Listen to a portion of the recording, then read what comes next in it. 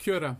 My name is Andy Shudall. I'm the senior pastor of Titirangi Baptist Church in West Auckland, New Zealand. I was visiting family in Germany in December 2019 and realised that Revive Europe was happening just an hour away, and took the opportunity to come and visit this amazing event. It was extraordinary to gather with so many from all over Europe, all over the world, to see friends from IFES and to see God at work in so many lives. I had an extraordinary conversation with a young woman who was a recent graduate in Belgium.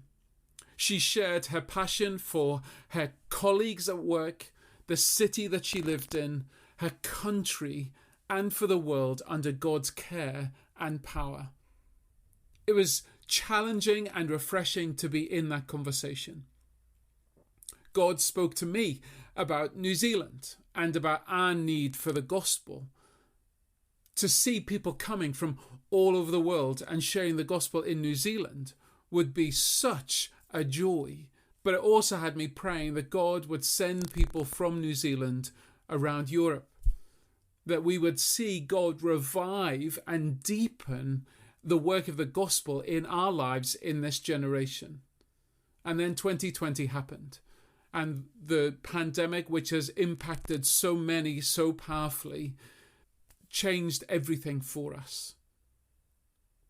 It is often at the times when things have seemed least hopeful and least possible that God has breathed life into his people to revive them and to turn what looks like a hopeless situation into a hopeful one.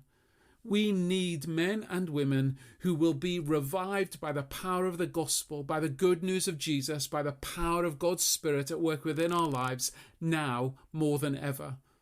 I'm praying that God will use Revive to do exactly that, to bring new life to his church, new life to the world that does not yet know him, and that he will use these events to spark life and to send people all over the world and bring people together for the sake of the gospel.